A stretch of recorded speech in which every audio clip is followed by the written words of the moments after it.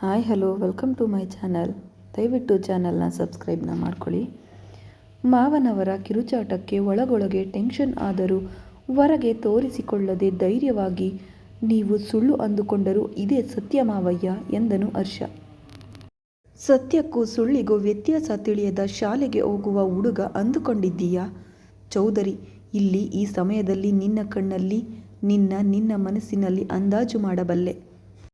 ನೀನು ಏನು ಮುಚ್ಚಿಡುತ್ತಿದ್ದೀಯ ಅಂತ ನನಗೆ ಸ್ಪಷ್ಟವಾಗಿ ಅರ್ಥವಾಗುತ್ತಿದೆ. ಅದೇನು ಅಂತ ನೀನೇ ಹೇಳಿದರೆ ನಿನಗೆ ನಿನ್ನ ಪರವಾಗಿ ಮಾತನಾಡಲು ಅವಕಾಶ ಸಿಗುತ್ತದೆ. ಅದೇ ನಾನೇ ತಿಳಿದುಕೊಂಡರೆ ಆಮೇಲೆ ನಿನಗೆ ಮಾತನಾಡುವ ಚಾನ್ಸೇ ಇರುವುದಿಲ್ಲ. ಈಗ ಚೆನ್ನಾಗಿ ಆಲೋಚಿಸಿ ಉತ್ತರ ಕೊಡು. ಆ ಹುಡುಗನಿಗೂ ನಿನಗೂ ಏನು ಸಂಬಂಧ? ಸ್ನೇಹಿತನ ಮಗ ಅಂತ ಮತ್ತೆ ಸುಳ್ಳು ಹೇಳಬೇಡ.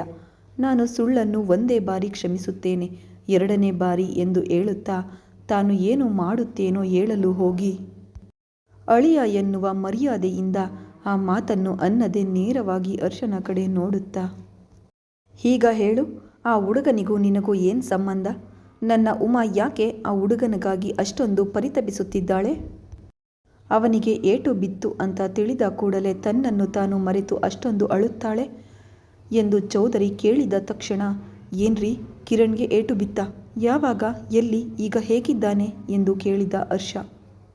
ಸೀಟ್ನಿಂದ ಎದ್ದು ನಿಂತು ಗಾಬರಿಯಿಂದ ಮಾವನ ಕಡೆ ನೋಡುತ್ತಾ, ನಿನ್ನೆ ರಾತ್ರಿ ನಿಮ್ಮ ಸ್ವಂತ ಊರಿನಲ್ಲಿ ಎಂದರು ಚೌಧರಿ ಅಳಿಯನ ಕಡೆ ನೋಡುತ್ತಾ. ಅಯ್ಯೋ, ಈ ಹುಡುಗ ಈಗ ಅಲ್ಲಿಗೆ ಯಾಕೆ ಹೋದ? ಈಗ ಹೇಗಿದ್ದಾನೆ ಎಂದು ಕೇಳಿದ ಹರ್ಷ. ಮೊದಲು ನನ್ನ ಪ್ರಶ್ನೆಗಳಿಗೆ ಉತ್ತರ ಹೇಳು, ಆಮೇಲೆ ನಿನ್ನ ಪ್ರಶ್ನೆಗಳಿಗೆ ಉತ್ತರ ಹೇಳಬೇಕೋ ಬೇಡವೋ ನಾನು ಡಿಸೈಡ್ ಮಾಡುತ್ತೇನೆ ಎಂದರು ಚೌಧರಿ. ಮಾವನವರು ಬಿಡದೆ ಅಲ್ಲಿಯೇ ಇರುವಾಗ ಏನು ಮಾಡಬೇಕೋ ಏನು ಹೇಳಬೇಕೋ ತಿಳಿಯದೆ ಮುಂದೆ ಹಳ್ಳ ಹಿಂದೆ ಕೊಳ್ಳದಂತಾಯಿತು ಹರ್ಷನ ಪರಿಸ್ಥಿತಿ. ಇಷ್ಟು ಹೊತ್ತು ಆಲೋಚಿಸುತ್ತಿದ್ದೀಯಾ ಅಂದರೆ ಏನೋ ಗಲಾಟೆ ಇದೆ ಅಂತ ಅರ್ಥ ಅಲ್ವಾ?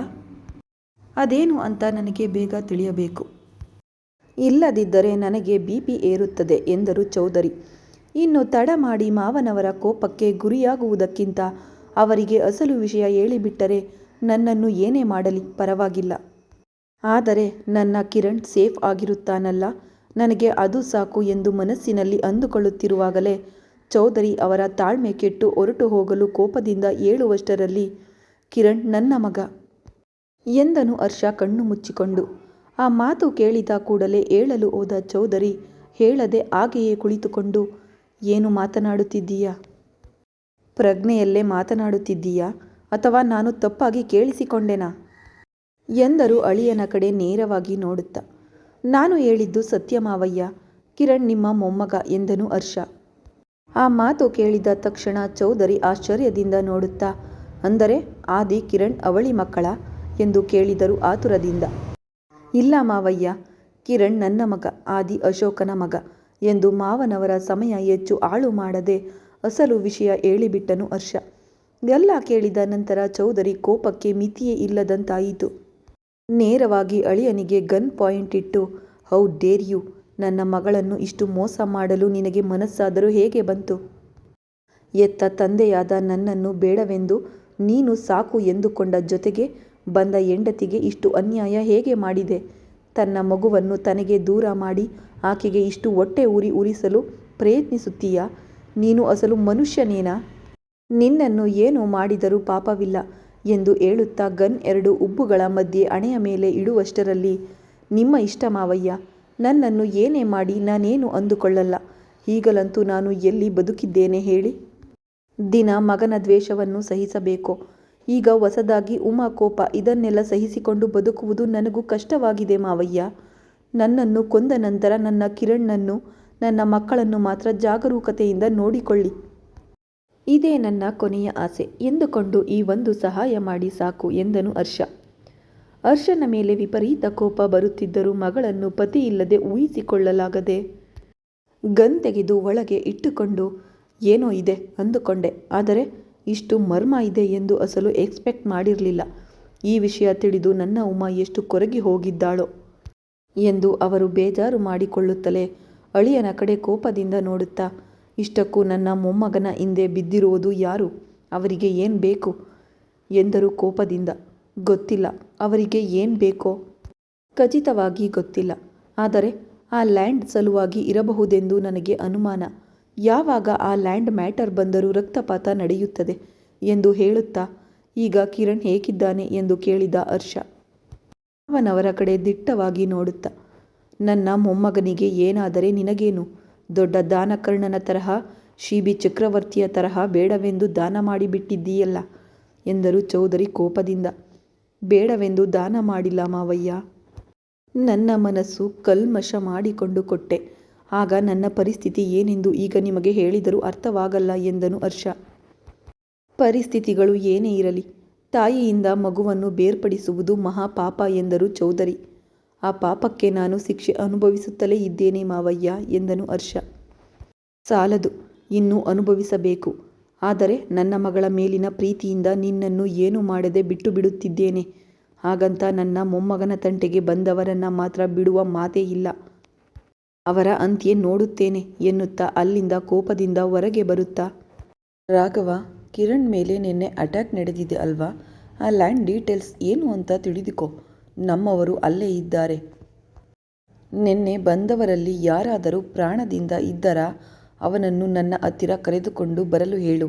ಇಲ್ಲದಿದ್ದರೆ ಅವರು ಯಾರು ಎಂದು ಕಂಡುಹಿಡಿಯಲು ಕ್ಲೂಗಳನ್ನು ಏನಾದರೂ ಸಿಗುತ್ತವೆಯೇನೋ ಹುಡುಕಲು ಹೇಳು ಎನ್ನುತ್ತಾ ಫೋನ್ ತೆಗೆದು ಮೊದಲು ಉಮಾ ಕಳುಹಿಸಿದ ಫೋಟೋ ನೋಡಿದರು ಚೌಧರಿ. ನನ್ನ ಮಗಳ ಮಗ, ನನ್ನ ಉಮಾ ಮಗ, ನನ್ನ ಮೊಮ್ಮಗ ಎಂದು ಮನಸ್ಸಿನಲ್ಲಿ ಅಂದುಕೊಳ್ಳುತ್ತಾ, ಇನ್ನು ನೀನು ಆಯಾಗಿ ನಿನ್ನ ಜೀವನ ನೋಡಿಕೊ, ಎಂಜಾಯ್ ಮಾಡು ಕಂದ. ನಿನ್ನ ತಂಟೆಗೆ ಯಾರು ಬಂದರೂ ಈ ತಾತಯ್ಯ ನೋಡಿಕೊಳ್ಳುತ್ತಾರೆ. ಅಸಲು ಪದೇ ಪದೇ ನಿನ್ನ ಪ್ರಾಣ ತೆಗೆಯಲು ನೋಡುತ್ತಿರುವವರನ್ನು ಯಾರು ಎಂದು ತಿಳಿದುಕೊಂಡು ಅವನ ಪ್ರಾಣವನ್ನೇ ತೆಗೆಯುತ್ತೇನೆ. ನೀನಿನ್ನು ನಿಶ್ಚಿಂತೆಯಿಂದ ಇರು ಎಂದು ಮನಸ್ಸಿನಲ್ಲೇ ಮಾತು ಕೊಟ್ಟರು ಚೌಧರಿ. ಸರ್, ಅವರಲ್ಲಿ ಯಾರೂ ಪ್ರಾಣದಿಂದ ಇಲ್ಲ ಸರ್. ನಿನ್ನೆ ನೈಟೇ ಕ್ಲೀನಿಂಗ್ ಎಲ್ಲ ಆಗಿ ಹೋಯಿತು. ಕ್ಲೂಗಳು ಕೂಡ ಏನೂ ಇಲ್ಲ ಸರ್ ಎಂದನು ರಾಘವ. ತಪ್ಪು ನಡೆದು ಹೋಯಿತು ರಾಘವ. ಅವರು ಯಾರು ಎಂದು ತಿಳಿದುಕೊಂಡ ನಂತರ ಫಿನಿಶ್ ಮಾಡಬೇಕಿತ್ತು. ಕಿರಣ್ಗೆ ಸೆಕ್ಯೂರಿಟಿಯಾಗಿ ನಮ್ಮವರನ್ನು ಇನ್ನು ಕಳುಹಿಸು. ಅನುಕ್ಷಣ ಕಣ್ಣಿಗೆ ರೆಪ್ಪೆಯಂತೆ ನೆರಳಿನಂತೆ ಬೆನ್ನಲ್ಲೇ ಇರಲು ಗಟ್ಟಿಯಾಗಿ ಹೇಳು. ಏನಾದರೂ ಗಲಾಟೆ ಆದರೆ ಎಷ್ಟು ಪ್ರಾಣ ಹೋದರೂ ಸರಿ, ಅಸಲು ಹಿಂದಕ್ಕೆ ಸರಿಯಬಾರದು ಎಂದು ಹೇಳು. ಉಳಿದಿದ್ದು ನಾವು ನೋಡಿಕೊಳ್ಳೋಣ ಎಂದು ಹೇಳು ಎಂದರು ಚೌಧರಿ.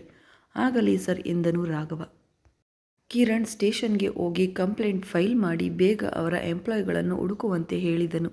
ಎನ್ಕ್ವೈರಿ ಮಾಡಿ ವಿಷಯ ಕಾಲ್ ಮಾಡಿ ಹೇಳುತ್ತೇವೆ ಎಂದು ಅವರು ಹೇಳಿದ್ದರಿಂದ ಮನೆಗೆ ಹೊರಟನು ಕಿರಣ್.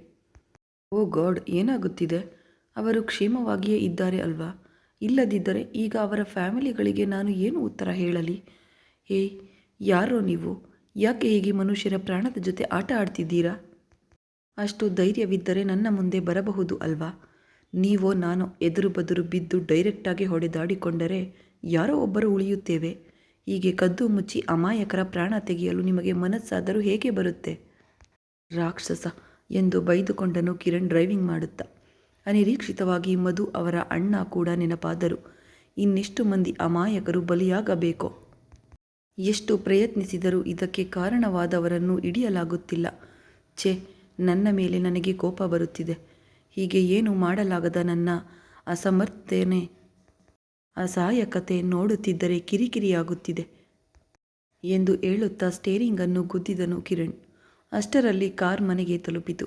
ರಾಘವ ತಕ್ಷಣ ಮನುಷ್ಯರನ್ನು ಅಲರ್ಟ್ ಮಾಡಿದ್ದರಿಂದ ಅವರು ಕಿರಣ್ಣನ್ನು ಫಾಲೋ ಮಾಡುತ್ತಲೇ ಇದ್ದರು. ಕಿರಣ್ ಕಾರ್ ಸೌಂಡ್ ಕೇಳಿ ಓಡಿಕೊಂಡು ಹೊರಗೆ ಬಂದಳು ಮಧು. ಕಾರಿಳಿದ ಕಿರಣ್ಣನ್ನು ನೋಡಿ, ದೇವರೇ, ರಾವಣ್ ಮುಖ ಯಾಕೆ ಹಾಗೆ ದುಮುಗುಡುತ್ತಿದೆ? ಮತ್ತೆ ಏನು ಬೆಂಕಿ ಬಿತ್ತೋ ಅಂದುಕೊಂಡಳು ಮನಸ್ಸಿನಲ್ಲಿ. ಎದುರು ಇದ್ದ ಮಧುವನ್ನು ನೋಡಿ, ಬದುಕೇ ಇದ್ದೇನೆ ಬಿಡು, ಟೆನ್ಷನ್ ಮಾಡಿಕೊಳ್ಳಬೇಡ ಎಂದನು ಕಿರಣ್. ಅದೇನು ಮಾತುಗಳು ರಾವಣ್ ಎಂದಳು ಮಧು.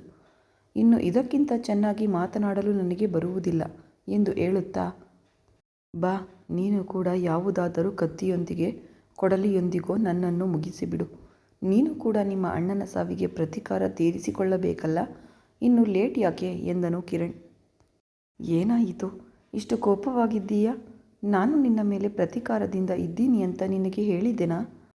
ಯಾರ ಮೇಲೋ ಇರುವ ಕೋಪ ನನ್ನ ಮೇಲೆ ತೋರಿಸುವುದು ನಿನಗೆ ತುಂಬ ಅಭ್ಯಾಸವಾಗಿ ಹೋಗಿದೆ ಎನ್ನುತ್ತಾ ನೀರು ಕೊಟ್ಟಳು ಮಧು.